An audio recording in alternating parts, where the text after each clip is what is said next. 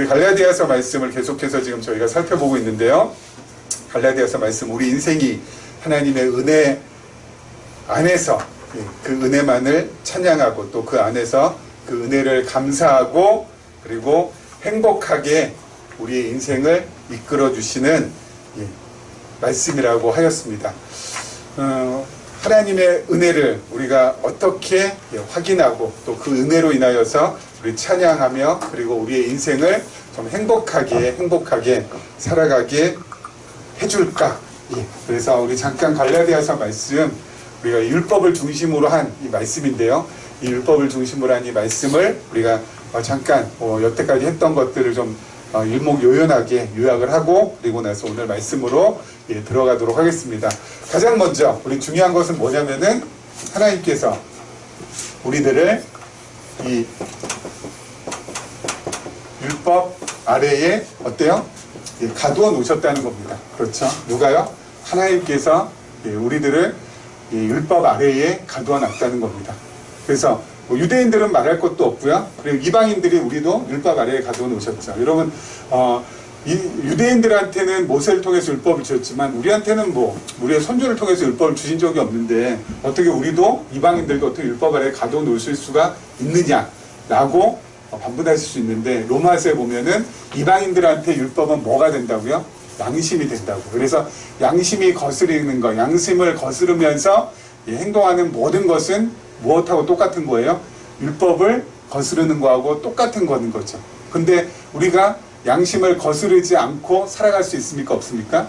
살아갈 수 없죠. 양심을 거스르면서 살아갈 수밖에 없기 때문에 그것은 곧 뭐라고요? 율법 아래에 있는 삶하고 똑같은 삶이라는 것이 바로 로마서가 우리에게 말씀해주고 있는 것입니다. 그렇기 때문에 우리들은 지금 어때요? 이 율법 아래 전부 다 갇혀 있어요. 그래서 이 율법 아래 갇혀 있다는 것은 우리의 힘으로 그리고 우리의 노력으로 우리의 열정으로 우리의 지혜로 우리의 경험으로 이 율법을 지킬 수가 없다라는 것입니다. 그런데 애석하게도 이 율법을 지킬 수 있는 것으로 착각한 사람들이 있었다는 거죠. 대표적인 사람들이 누구라고요? 신약 성경에 나오는 바리새인들. 그렇죠? 이 바리새인들은 이 율법 아래 갇혀져 있는 인생인 것을 깨닫지 못하고 자신들이 어때요? 율법을 뚫고 나와서 다시 말해서 율법을 스스로가 지켜서 의롭게 될 수 있다라고 착각한 사람들이죠. 그래서 이 바리새인들이 이렇게 율법을 지키려고 그렇게 무진장 애를 쓰고 노력했지만은 그건 지킬 수 있는 거라고요? 없는 거라고요? 결코 지킬 수 없는 거라고요. 중세시대 때 우리 중세교회 사제들도 마찬가지였겠죠. 중세교회 사제들도 이 율법을 지킬 수 있는 것이라고 착각을 해가지고 어때요? 율법을 지키려고 무진장 노력도 많이 하고 무진장 애도 많이 썼지만 율법을 지킬 수 있다 없다? 없다. 그렇죠? 여러분 왜요? 하나님께서 우리를 율법 아래 가둬 놓으셨으니까.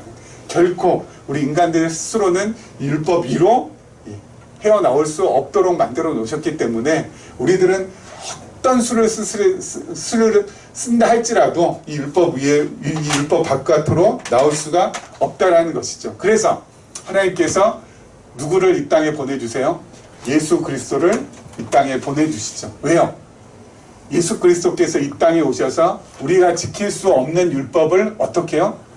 온전히 다 지키도록 하시는 것이죠. 그러면 율법 전체의 내용을 딱 두 가지로 요약하면 뭐가 된다고 했죠?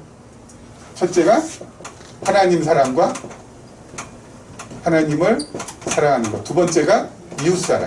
그렇죠? 하나님을 사랑하는 것 그리고 이웃을 사랑하는 것. 이 율법 전체를 갖다가 딱 두 가지로 대강으로 딱 요약을 하면 바로 이거죠. 근데 예수님께서 이 땅에 오셔서 뭐 하셨어요? 하나님 사랑하는 것. 뜻을 다하고 목숨을 다하고 힘을 다하고 정성을 다해서 하나님 사랑하는 것을 행하셨어요. 어디에서요? 십자가에서.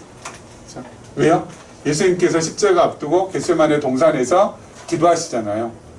그때 아버지께 하나님께 기도할 때 이 십자가 내가 지지 않았으면 좋겠다고 십자가에서 죽기 싫다고 예수님께서 자신의 뜻을 진솔하게 솔직하게 밝히시지만은 그 다음에 바로 뭐라고요? 그러나 나의 원대로 마옵시고 아버지의 원대로 되기를 원하나이다 하시면서 십자가를 지셨거든요. 이거야말로 자기의 뜻을 어때요? 내려놓고 하나님 아버지의 뜻을 세워드리는 것이야말로 뭐예요? 하나님 사랑하는 절정이 되는 것이죠. 이웃사랑도 마찬가지죠. 예수님께서 이것도 어때요? 완벽하게 지키셨잖아요. 예수님 이것도 어디서 지키신 거예요? 십자가죠. 십자가에서 예수님께서 자신의 피를 다 쏟으시고 누구 때문에? 자기 백성들을 위하여서. 자기가 아닌 타자를 위하여서. 예수님께서 십자가에서 모든 피를 다 쏟으시고 자신의 살을 찢김 당하시고 자신의 모든 것들을 전부 다 십자가에서 쏟으심으로 이웃사랑을 실천하셨잖아요. 그렇죠? 그래서 예수님께서는 어때요? 율법을 온전하게 다 어떻게 하신 거예요? 지키신 거예요.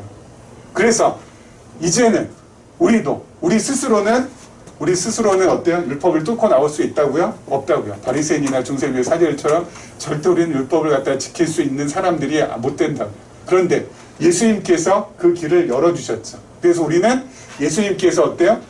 하나님 사랑, 이웃 사랑, 이 율법을 전부 다 지키신 그 무엇을 힘입어서요? 그걸 공로라고 하죠. 예수님의 공로. 그 공로를 힘입어서 율법을 우리는 지킬 수 없는 존재냐면 예수님께서 전부 다 지키셨기 때문에 그 예수님의 공로를 힘입어서 율법 위로, 그렇죠? 율법 위로 드디어 나올 수가 있게 된다라는 거. 그렇죠? 율법 위로, 율법 아래에 있는 것에서부터 율법 위로 나올 수 있게 되었다라는 것이죠. 여러분, 예수님의 공로를 힘입는다는 것은 다른 것이 아니라 예수를 그리스도로 우리가 알고 믿고 깨닫는다는 것. 예수 그리스도를 믿는다는 것. 이게 바로 예수의 공로를 힘입는다는 것하고 똑같은 말이에요. 그러니까 예수를 그리스도로 알고 믿는 사람은 예수 그리스도의 공로를 힘입어서 어때요? 율법 위의 세상으로 나올 수 있다는 것이죠. 자, 율법 위의 세상으로 나온 사람은 더 이상 율법의 지배를 받지 않고 이제는 어떻게 살아요? 그리스도의 법으로. 그리고 사랑의 법으로 살게 되어진다라는 거죠. 그렇죠? 이제는 우리가 율법을 지키면서 사는 것이 아니라 이제는 율법 위로 나왔기 때문에 율법 위에서 그리스도의 법 아래에서 사랑의 법 아래에서 살아가는 건데 그리스도의 법 사랑의 법이라는 것은 다른 것이 아니라 무엇이라고요? 정말 내가 기쁨을 가지고 자원하는 마음을 가지고 정말 하고 싶은 마음을 가지고 사랑도 하고 봉사도 하고 그리고 희생도 하고 헌신도 하고 그리고 배려도 하면서 그렇게 살아가는 것을 말하는 것이죠. 자, 여기에서 말씀드리고 싶은 건 갈라디아에서 중요하게 지금 말하고자 하는 게 바로 뭐예요? 율법 아래 가둔 것도 누가 가둔 거예요?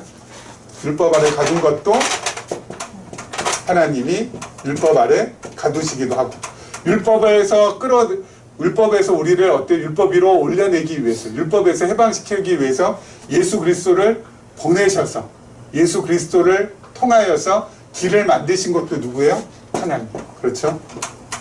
그리고 이제는 율법 아래가 아니라 그리스도 법 아래에서 사랑의 법 아래에서 살게 하시는 것도 하나님. 처음부터 끝까지 전부 다 누가 하시는 거예요? 하나님께서 하신다는 거예요. 이게 중요한 포인트. 그렇죠?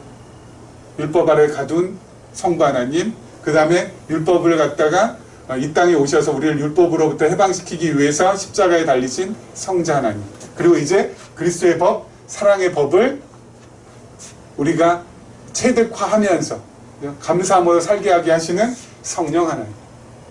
그래서 우리는 이 모든 과정을 통하여서 특별히 갈라디아서 말씀을 통하여서 누구를 확인할 수 있어요? 삼위일체 하나님을 확인할 수 있는 거죠. 삼위일체 하나님을 확인한다는 건 뭐예요? 삼위일체 하나님을 배운다는 거. 나를 위해서 이렇게 하나님께서 성삼위 하나님께서 나를 위해서 이렇게 일하시고 나를 위해서 이렇게 어때요? 나를 이끌어 가시는 것이구나. 하나님께 모든 영광을 돌려드릴 수가 있는 것이구나. 하나님께 모든 것을 전부 다 감사할 수 있는 것이구나. 여러분, 하나님께 영광을 돌려드리고 하나님께 감사하면서 살아가는 인생이 바로 그리스도의 법 아래에서 사랑의 법 아래에서 정말 어때요? 축복받으면서 살아가는 아름답고 귀한 인생이에요. 그렇죠? 그것을 늘 어때요? 내 스스로가 확인을 해야 돼요. 나는 별 볼 일 없는 사람이 아니구나. 난 진짜 어때요? 대단한 존재구나. 나는 정말 하나님께서 이렇게까지 나를 위해서 배려해 주시고 또 나를 사랑하시는 그러한 나는 정말 아름다운 존재구나. 이것을 깨닫는 게 되게 중요해요. 요즘 들어서 자꾸 이렇게 코로나19 이 사태가 자꾸 길어지니까 이 코로나 우울증이라고 하나요? 밖에 자꾸 못 돌아다니고 그리고 또 삶은 더 이렇게 팍팍해지고 하니까 저걸 우울감이 몰려오고 그래서 그게 이제 우울증으로 이렇게 이제 되고 그래서 앞으로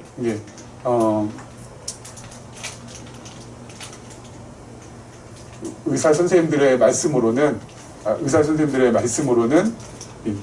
하반기 지나고 이렇게 되고 코로나 사태가 계속 되니까 하반기 지나고 그리고 내년 상반기 정도 돼가지고는 우리나라가 OECD에서 1위 하는 것 중에서 참 안 좋은 것이 많은데 그중 안 좋은 것 가운데 하나가 뭐냐면은 자살률이에요. 그게 OECD 국가에서 가장 높다고 하잖아요. 그래서 걱정하고 염려하시는 그 의사 선생님들 말씀으로는 하반기부터 시작해 내년 상반기까지 이 자살률이 갑자기 이렇게 그냥 확 뛰어 올라가지 않을까라는 그런 우려를 하고 있다라고 합니다. 가뜩이나 자살률이 많은 우리나라가 이 코로나 사태가 덮치면서 더 사람들이 우울해지고 더 어때요? 이 우울증으로 이게 심각하게 진행이 되다 보니까 아마 더 이 자살률이 폭증하지 않을까라는 그런 염려를 하고 있다고 하는데 여러분 코로나가 아니라 코로나 할아버지가 온다 할지라도 이것만 기억하고 있으면 돼요. 이것만 기억하고 있으면 저희는 그렇죠? 하나님께서 우리 한 사람 한 사람을 위해서 이렇게 일하신다라는 것, 하나님께서 우리를 이렇게 사랑하신다는 것. 그래서 이걸 통하여서 하나님의 은혜를 어때요? 우리가 깊이 깨달아갖고 그리고 하나님을 더 깊이 배우게 된다라는 것. 이것보다 더 뭐예요? 행복하고 즐거운 일은 없어요. 여러분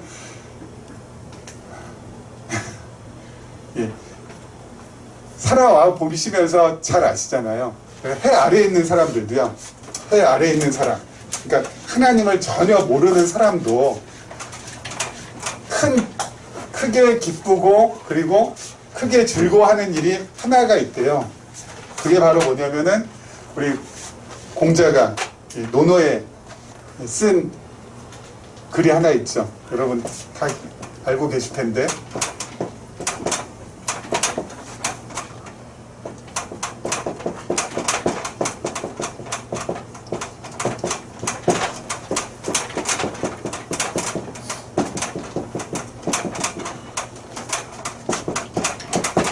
하기시습지 불역열호라고 그렇죠. 이 논어의 하기편에 나오죠. 그래서 하기시습지 배우고 그리고 때에 맞추어서 그것을 배운 것을 익히는 것이 어찌 기쁜 일이 아닐까. 그렇죠? 너무너무 기쁜 일이라는 거잖아요. 이건 해 아래 있는 사람, 하나님 모르는 사람이 세상에 있는 그런 공부도 세상에 있는 그런 학문도 어때요? 배울수록 기쁘다고 이거야말로 정말 기쁜 일이 아니냐고 그렇게 감탄을 하면서 이런 글을 썼는데 그리고 이 글이 어때요? 지금까지 수천 년 동안 계속 내려오면서 많은 사람들에게 야 맞아 이 배우는 일이라는 것은 이게 진짜 좋은 거지. 배우고 또 때에 맞춰서 익히는 것은 정말 즐겁고 기쁘고 반가운 일이지 라고 세상 사람들도 전부 다 어때요? 이거 전부 다 인정하잖아요. 그런데 우리는 누구를 배워요? 세상에 해 아래에 하나님 모르는 그런 학문을 하는 사람들도 배운다는 것에 대한 기쁨을 가지고 그렇게 살아가는데 우리는 어때요? 하나님을 배우잖아요. 하나님을. 그렇죠? 무엇을 통해서? 하나님 말씀을 통해서.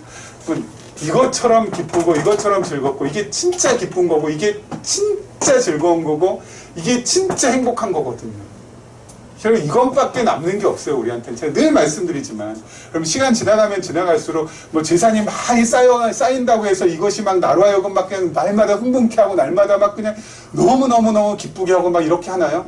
이번 주에도 안타까운 뉴스 하나가 뭐냐면 미국에 있는 어떤 큰 부자가 그렇죠. 수천억 원이나 있는데도 불구하고 막 수십 층 아파트인가 빌딩이가 거기에서 이렇게 뚝 떨어져서 스스로 목숨을 끊었다고 했잖아요.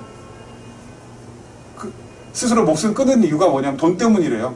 아니 그렇게 돈이 많은데 왜 돈 때문에 스스로 목숨을 끊을까?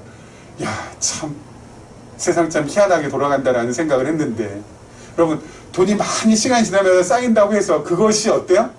나의 행복을 담보해주지 않고요. 그렇죠? 건강도 마찬가지예요. 건강 어차피 어때요? 50 지나고 60 지나고 70 지나면 우리는 다 노쇠하게 돼 있어요. 그렇죠? 그걸 갖다가 어떻게 해서든지 회춘하려고 아무리 애써봤자 하나님께서 우리로 하여금 어때요? 예. 흙으로 돌아가게 하시기 위해서는 우리가 노쇠해질 수밖에 없고 약해질 수밖에 없고 병에 걸릴 수밖에 없거든요. 그거 안 걸리고 발버둥 쳐봤자 소용없어요. 그러면 건강 좋다고 해가지고 막 100살 될 때까지 건강 좋다고 해서 그것이 나의 또 행복을 갖다가 즐거움을 기쁨을 담보해 주냐? 그것도 아닐 거예요. 딱 한 가지밖에 없어요. 뭐야? 하나님 배우는 것. 그것만이 나에게 어때요? 나의 삶에 대한 의미를 확실하게 해주고 그리고 나의 행복을 담보해 주는 거예요. 우리가 하나님 더 깊이 배우고 하나님 더 알아가고 하나님 앞에 더 가까이 가고 이거 외에는 이 땅에서 우리가 남길 수 있는 것이 아무것도 없다니까요. 늘 말씀드리잖아요. 입관예배 가면은 어때요? 예, 이제 입관하시는 분, 돌아가신 분, 고인 수의를 이렇게 입히는데 여러분 이 장의사가 이제 수의 입힐 때 수의는 뭐가 없다고요? 호주머니가 없어요. 그렇죠? 수의는 호주머니를 안 만듭니다. 왜요? 그 수의 고인한테 입히는 그 수의에다가 호주머니 만들어봤자 그거 누가 쓸 거야? 쓸모 있는 그것이 없어요. 우리가 지금 살아있기 때문에 이렇게 호주머니 있는 옷을 입고 있는 거지. 나중에 우리가 어때요? 이 세상에서 생을 마치고 하나님 품에 안겨서 우리 육신만 남겨있을 때 그 육신을 갖다 감싸는 그 수의는 뭐야? 호주머니가 없다니까요. 갖고 갈 게 없어요. 뭐만? 하나님 배운 것만 영원히 남는 것이고 그것만이 어때요? 우리에게 유의미한 것, 의미가 있는 거라는 것. 그걸 기억하시면서 오늘 말씀도 한번 다시 한번 우리 보도록 하겠습니다. 자, 16절 말씀 먼저 한 절 한 절 한번 보죠. 내가 이르노니 너희는 성령을 따라 행하라. 그리하면 육체의 욕심을 이루지 아니하리라. 여러분 이 하나님 말씀은 제가 늘 말씀드려요. 부분적으로 보면은 된다 안 된다? 안 된다고 했습니다. 오늘 이 말씀도 보면은요. 내가 이르노니 너희는 성령을 따라 행하라 라고 돼 있잖아요. 그러면 성령을 따라 행하라고 했으니까 그 행할 수 있는 주체가 바로 나인 것으로 착각하기 딱 쉬운 말씀이에요.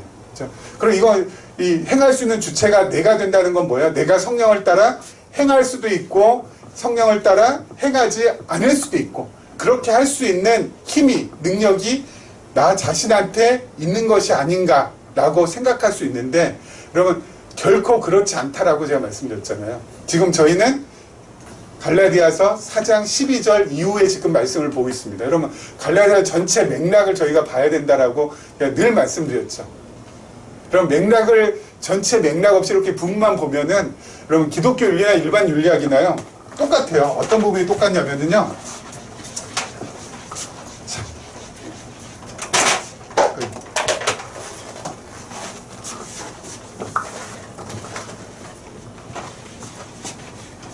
일반 윤리학도요.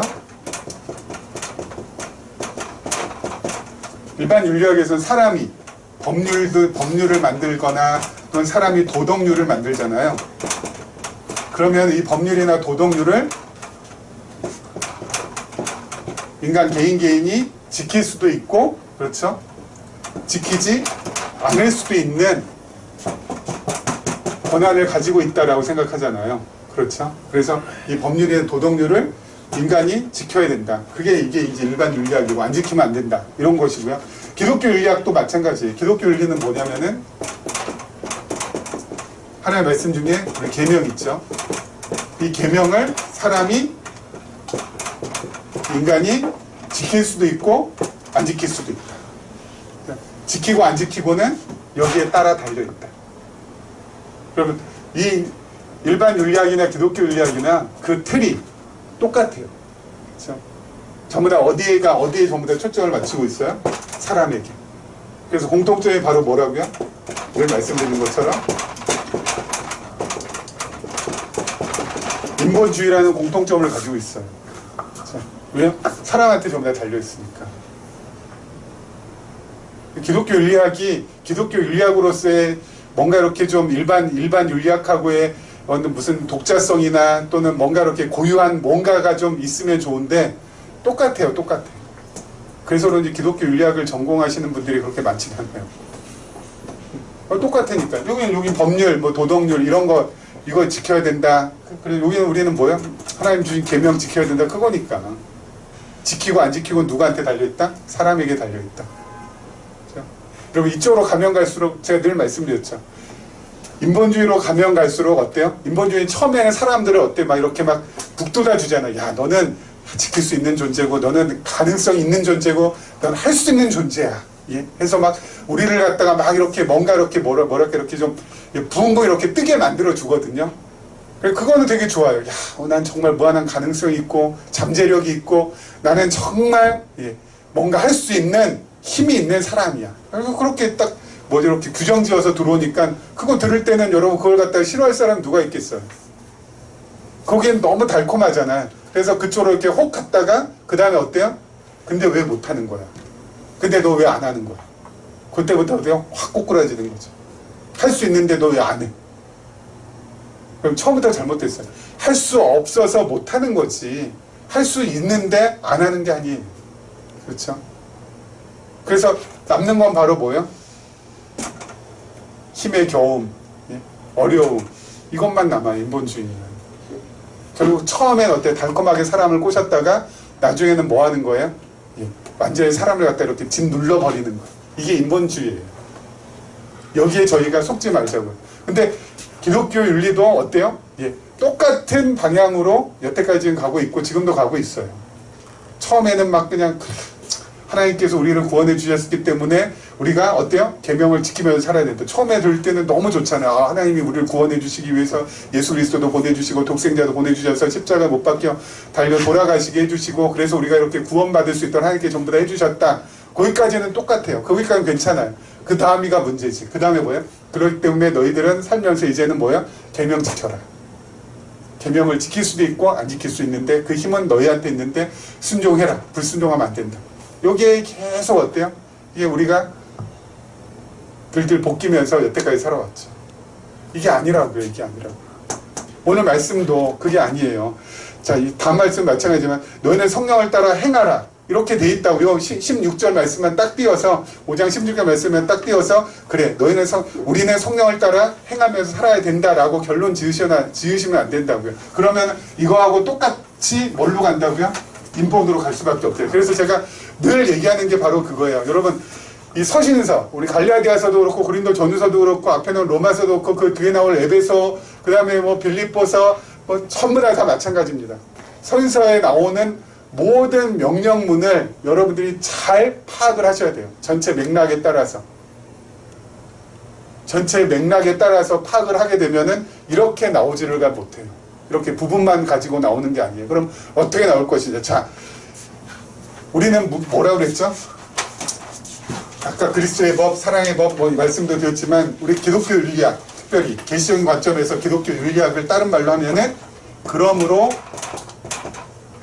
다음에 삶이 나오는 것, 그렇죠? 또는 지체로서의 지체의 삶이 나오는 것. 이게 바로 우리의 윤리라고 했어요. 이게 세상의 윤리학하고는 전혀 다른 그러므로 삶, 지체의 삶, 그러므로 윤리학, 지체의 윤리학이라고 하죠.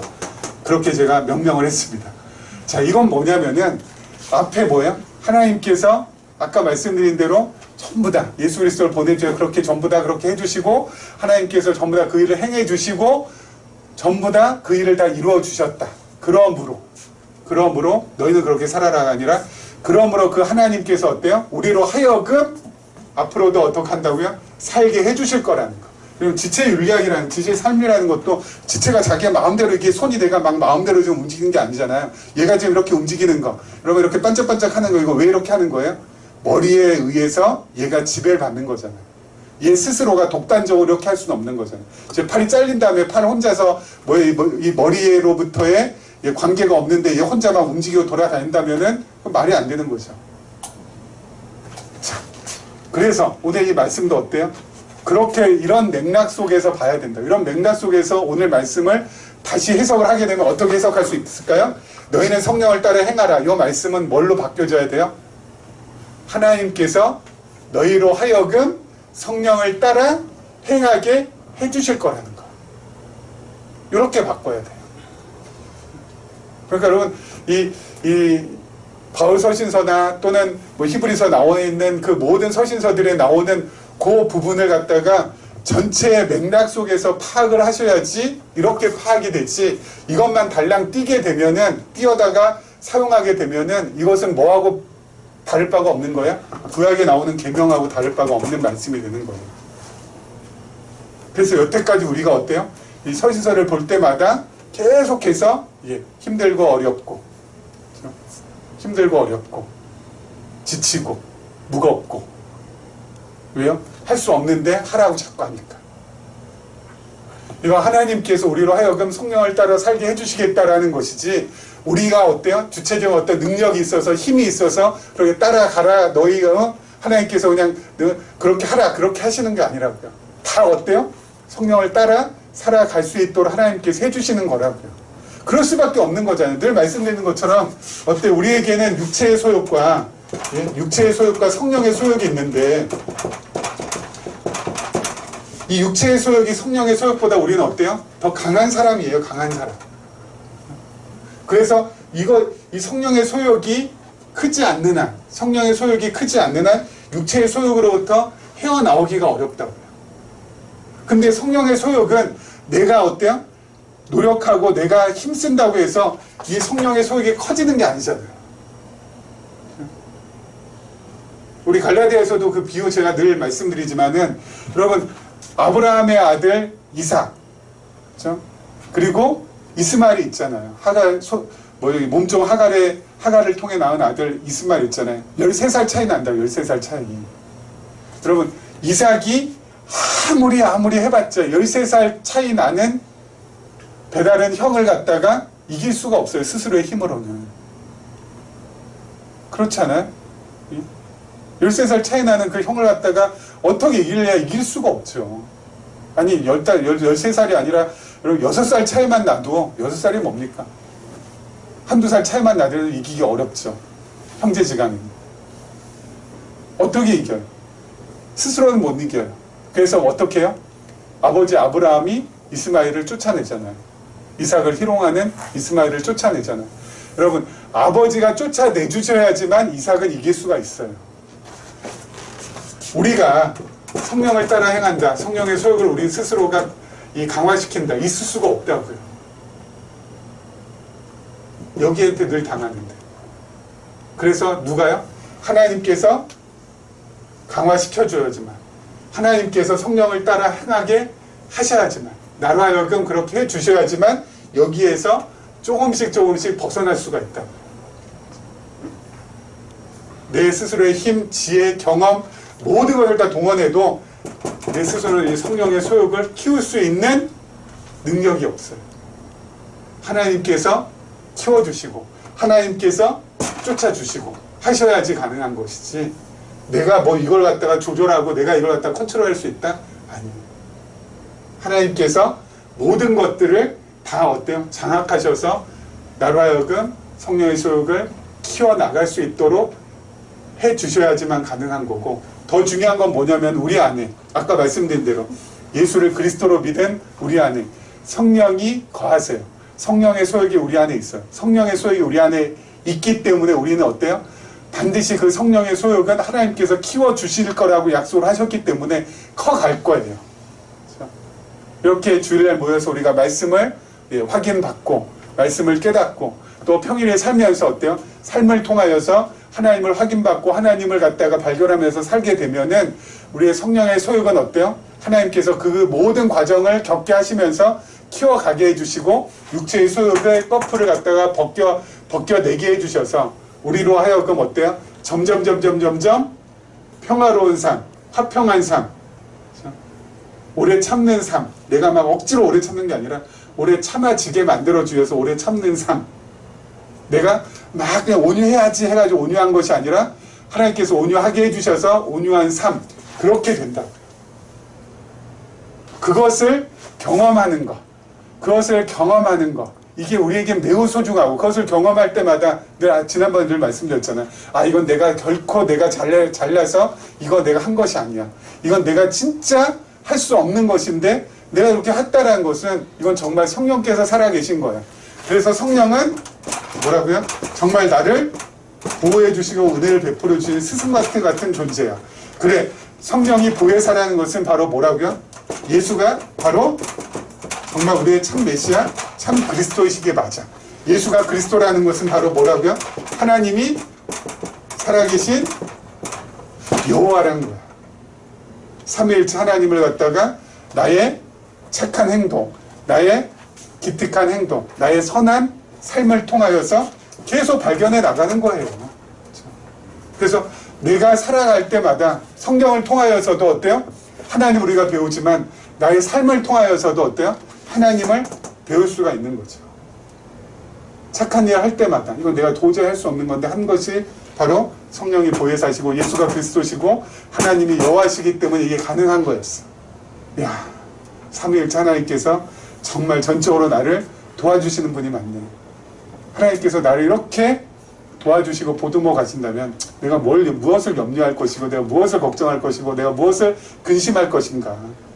오늘 하루 하나님께서 나에게 소중한 생명 주시고 또 나에게 맡겨주신 일 하게 해주셨으니 그것으로 족한 줄 알고 감사하면서 잠자리에 들어가시면 된다고. 그렇죠? 자, 그 다음 절로 한번 보죠. 이 다음 절. 자, 17절 말씀입니다. 17절. 육체의 소욕은 성령을 거스르고 성령은 육체를 거스르나니 이 둘이 서로 대적함으로 너희가 원하는 것을 하지 못하게 하려 함이니라. 여러분 이 말씀도 요것만 딱 보면은 어때요? 야, 그래, 육체의 소욕은 성령 거스리고 성령은 육체를 거스르니까 어떻게 해요? 육체의 소욕을 내가 다 대적하고 성령의 소욕을 내가 더 키워가지고 이 육체의 소욕을 전부 다 어떡한다? 짓밟아 버려야 되겠구나. 그래, 내가 그러기 위해서 성령의 소욕을 키워야지 라는 말씀이 아니에요. 그렇죠? 예. 여러분 이 두 가지가 우리한테 같이 있다라는 것, 그것을 갖다가 우리가 좀 이렇게 요걸 깊이 내 안에 내면 안에 정말 육체의 소욕이 있고 그리고 성령의 소욕, 이 두 가지가 내 안에 있다라는 것을 깨닫는 사람, 이 사람은 정말 어때요? 성장하고 있는 사람이에요. 두 가지가 같이 내 안에 지금 있어서 성령의 소욕과 육체의 소욕이 있어서 서로가 서로를 거스르고 성령의 소욕이 하는 것을 육체의 소욕이 지금 못하게 하는 거구나. 그래서 내 내면에 어때요? 이 갈등이 있다라는 것을 그걸 깨닫는 것. 이걸 갖다가 아는 사람. 그 아는 사람은 지금 성장하고 있는 사람이라고요. 영적으로 성장하고 있는 사람이라고요. 근데 그것을 모르는 사람. 아까 잠깐 얘기한 바리새인 같은 경우에는 그걸 몰랐어요. 예수님께서 어때요? 화 있을진저 독사의 자식들아라고 그렇게 예수님께서 꾸짖으시고 그리고 나무라시는데도 불구하고 그들은 어때요? 자기 내면 안에 그러한 옛 성품 그리고 옛사람의 소욕이 있다라는 것을 몰랐어요. 왜요? 자기들은 의인이라고 스스로가 규정을 했기 때문에. 그래서 그 얘기를 들을 때마다 어때요? 저게 어디 나사렛에서 이게 태어난 저 인간이 우리를 갖다 이렇게 나무라고 그렇지 하면서 예수님의 말씀을 갖다가 듣고 어때요? 그 말씀을 비추어서 자기 자신을 성찰하는 그런 것이 전혀 확보되어 있지 않았다고요. 왜요? 없으니까. 뭐가 없으니까? 성령의 소욕이 없으니까. 성령이 그 안에 없으니까. 근데 성령이 그 안에 있는 사람은 그런 꾸지람 또 그런 나무람 그걸 딱 들었을 때 반응이 다르죠. 어떤 사람이었죠? 구약에 나오는 다윗 같은 사람. 다윗은 어때요? 나단 선지자가 어때요? 다윗이 밧세바 범한 것에 대해서 지적하고 그리고 그 부분에 대해서 날카롭게 꾸짖었더니 다윗은 어때요? 죄를 고백해요. 왜요? 그 안에 성령이 있다라는 반증이에요. 성령이 있는 사람은 자기 안에 옛사람 그리고 옛 소욕 육신의 소욕이 있다라는 것을 알고 그것이 저지르는 것이 얼마나 끔찍하다라는 것을 알거든요. 그렇기 때문에 빛이 들어왔을 때 어때요? 그 빛 가운데서 자신의 어둠을 발견하고 그 어둠을 갖다가 고백하는 거죠. 내 안에 이런 어둠이 있다고. 내 안에 이런 어둠의 죄악의 세력이 있다고. 그래서 내가 어리석었다고. 그래서 내가 사람 죽였다고. 그래서 내가 밧세바 범했다고. 있는 사람은 그렇게 반응하지만 없는 사람은 반응을 안 해요. 오히려 어때요? 튕겨버리죠. 여러분, 우리 안에 이렇게 성령의 소욕과 육체의 소욕이 같이 우리가 죽을 때까지 이 땅에서 이 육신의 옷을 갖다가 벗기 전까지는 계속 있을 거예요. 그래서 늘 갈등할 거예요. 근데 그 갈등하는 것을 너무 괴롭게 여기지 마세요. 바울 사도는 어때요? 너무너무 괴로웠잖아요. 그래서 오라 나는 공고한 자로다. 누가 이 사망의 몸에서 나를 벗어나게 해줄까? 그렇게 크게 탄식까지 하면서 괴로워했거든요. 근데 그 괴로움 다음에 나오는 구절이 뭐예요? 주 예수 그리스도로 말미암아 하나님께 감사리로다. 그렇게 감사가 터져나와요. 왜 터져나와요? 그 두 가지가 혼재하고 있다라는 것이 괴로운 것만은 아니라는 것이죠. 왜요? 두 가지가 같이 있다라는 것은 첫 번째는 내가 하나님의 자녀라는 증거가 되잖아요. 하나님의 자녀가 아니면은 성령의 소욕이 없기 때문에 어때요? 늘 어때요? 그냥 육신 가운데 일하기 때문에 내가 뭐 이렇게 갈팡질팡 하지 않아요. 스스로 괴로워하지 않아요. 그냥 어때요? 악으로 가고 그냥 죄로 갈 뿐이지. 갈팡질팡 하지 않는다. 하나님의 자녀이기 때문에 이 성령의 소욕과 육신의 소욕이 늘 갈등하고 있는 그 구조를 갖고 있기 때문에 그 구조가 있다라는 것은 내가 그래. 하나님께서 나에게 어때요? 너는 내 딸이다. 넌 내 아들이다. 라고 선언해 주신 것이구나. 라고 확인받으면 되는 거고요. 그리고 그 두 가지가 같이 있다라는 것은 두 가지가 같이 있다라는 건 뭐예요? 아까 말씀드린 대로 성장하고 있다는 반증이에요. 우리가 어떻게 성장해요?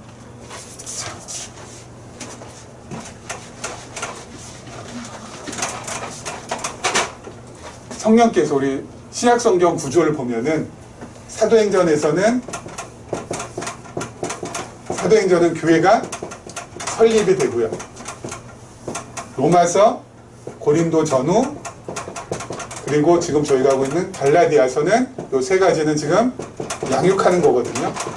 근데 로마서는 가장 기본적인 말씀을 가지고, 그래서 칭의의 복음으로 양육하시고, 고린도 전후서는 건덕의 복음이라고 해가지고 덕을 세워나갈 수 있도록 해주시는 복음을 가지고 양육해 주시고, 갈라디아서는 은혜의 복음이라고 지금 했습니다. 그래서 은혜를 통하여서 우리를 양육해 주시는데, 재밌는 건 뭐냐면은 이 고린도 전후서예요. 그러면 고린도 전후서 보시면은 야, 세상에 이따위 교회가 다 있나 할 정도로 어때요?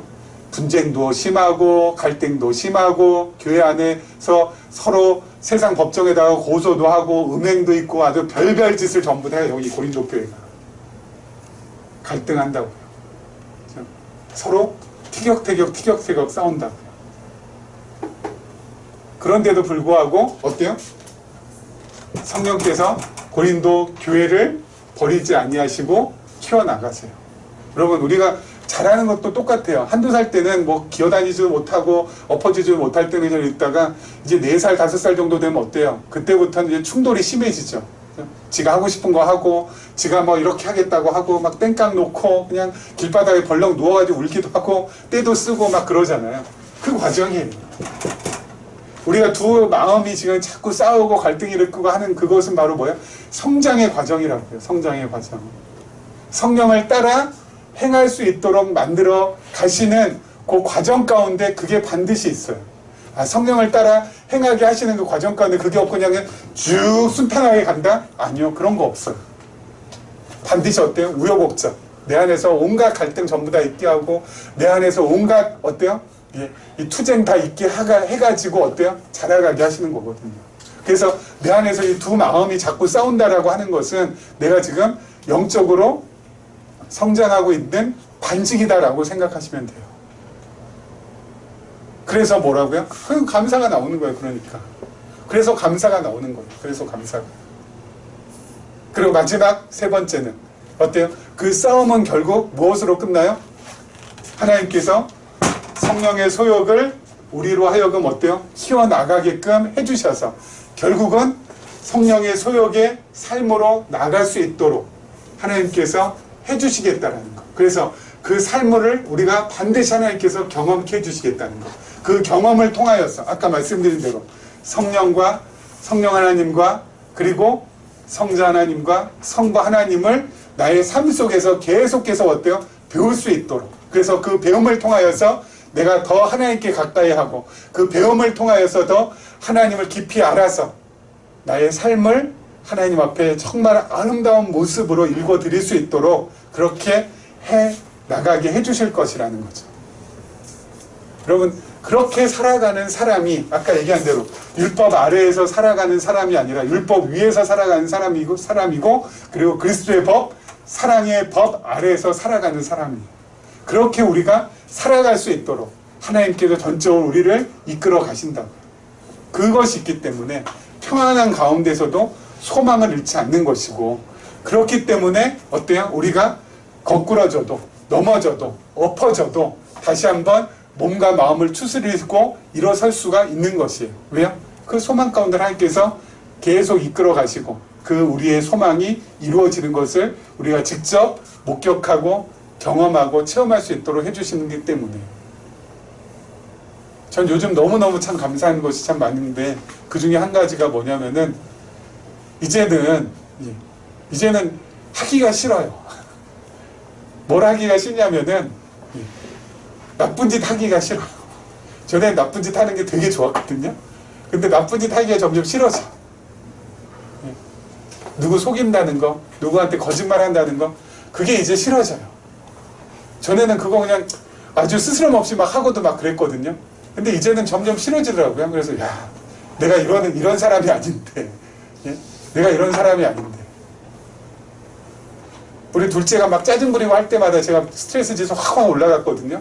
근데 요즘은 둘째가 막 짜증 부리고 할 때 내 스트레스 지수가 그렇게 막 올라가지 않아요. 왜요? 내 스트레스 지수가 올라가면 내 마음이 괴로우니까 그거 싫으니까 그래. 너는 원래 그랬었지. 그래. 너는 원래 그랬지. 그걸 네가 지금 짜증 부리는 것이 아빠한테는 아무런 영향을 지금은 주지 못해. 하면서 어때요? 그냥 그런가 보다 하고 넘어가고. 잔소리 그리고 막 뭐 꼰대 같은 소리 더 이상 이제 하기가 싫어요. 아까 말씀드렸잖아요. 제가 왜 그거 하기 싫어할까요? 내가 막 뭐 나이 들어가지고 점점 막 이렇게 거룩해져서 그럴까요? 이 목회의 연륜이 막 쌓이다 보니까 막 그냥 이 성자가 되어서 그런가요? 아니죠. 성령께서 내 안에서 그렇게 살아갈 수 있도록 역사해 주시니까 그게 그래서 가능한 것이죠. 여러분, 그런 경험을 한번 하고 나면은 살기가 진짜 편해져요. 그런 경험을 한번 하고 나면은 이제 더 이상 막 그냥 나를 갖다가 막 힘들게 하고 어렵게 하고 막 그냥 불편하게 하고 하는 그런 쪽으로는 이제 더 이상은 가고 싶지 않게 돼요. 그래서 어때요? 좋은 쪽으로, 편안한 쪽으로, 힘들지 않은 쪽으로 그렇게 가게 돼요. 한 가지만 더. 얼마 전에 아내가 이 양재동인가요? 양재동 갈 일이 있어가지고 차를 가지고 갔어요. 근데 거기다 이제 주차를 했는데 어떤 차 앞에다가 주차를 했나 봐요. 근데 저희 차에 전화번호는 저한테 있으니까 저한테 이제 연락이 왔어요. 차 좀 빼달라고. 되게 이제 성남 목소리로 해서 죄송하다고. 제가 아니라 아내가 갖고 갔는데 아내한테 바로 연락해서 빼드리겠다고 해가지고 아내한테 이제 연락을 했는데 연락이 자꾸 안 되는 거예요. 그래서 너무 죄송해요. 다시 연락을 했죠. 그랬더니 전화도 저쪽도 안 받아. 여기도 안 받고. 그래서 조금 있다가 다시 연락을 이제 그쪽에다 했죠. 이제 너무 죄송해서 한 10분 정도 지나랬더니 연락을 딱 받더니 아니 정말 죄송하다고 지금 아내하고 연락이 안 돼가지고 차를 못 빼드리게 된 것 같다고 너무너무 죄송하다니까 차 뺐다고 그러면서 그냥 이렇게 순서에 끊으면 될 줄 알았는데 그 사람이 저한테 되게 이렇게 기분 나쁘게 훈계하고 딱 끊는 거예요. 뭐라고 훈계하냐면은 아니 아내분이 가지고 가셨으면 거기다 아내분 연락처를 갖다가 거기 놓는 것이 그 상식이지 너무 이렇게 차주분이 몰상식한 거 아니냐고 하면서 딱 끊는데 과거 같아서 확 그냥 열받아가지고 다시 전화해가지고 한바탕 했을 텐데 딱 끊고 나서 그 생각을 했어요. 그래, 내가 생각이 없었구나. 내가 참 몰상식했구나. 앞으로는 아내가 차를 갖고 가면 거기에다가 전화번호를 적게끔 해야지. 저 사람이 우리로 인해서 많이 불편했겠구나 하면서 내 마음을 정리정돈하고 있더라고요. 정말 짧은 예예요. 말씀이 우리로 하여금 다른 것이 아니라 하나님께서 우리로 하여금 어때요? 성령을 따라 행할 수 있도록 성령의 소욕을 키워주시니까 옛 모습들이 하나씩 두 개씩 어때요? 떨쳐버리게 되더라고요. 내가 잘나서 우리가 거룩해서 그렇게 되는 것이 아니라 성령께서 해주시는 것이기 때문에 그 모든 것에 대한 감사, 그 모든 것에 대한 영광은 누가 받으셔야 돼요? 하나님께서 받으셔야 된다라는 거. 하나님께 그런 영광과 감사를 돌려드리면 드릴수록 우리에겐 또 뭐가 또 쌓여요? 은혜와 평안과 또 다른 감사가 또 쌓이니까 이게 계속해서 뭐가 되는 거예요? 선순환이 되어서 힘들고 거친 세상을 그렇게 선하게 살아갈 수 있게 되는 것이 아닌가라는 생각을 하게 됩니다. 우리 모두에게 이런 은혜가 늘 임했으면 좋겠습니다. 기도하겠습니다.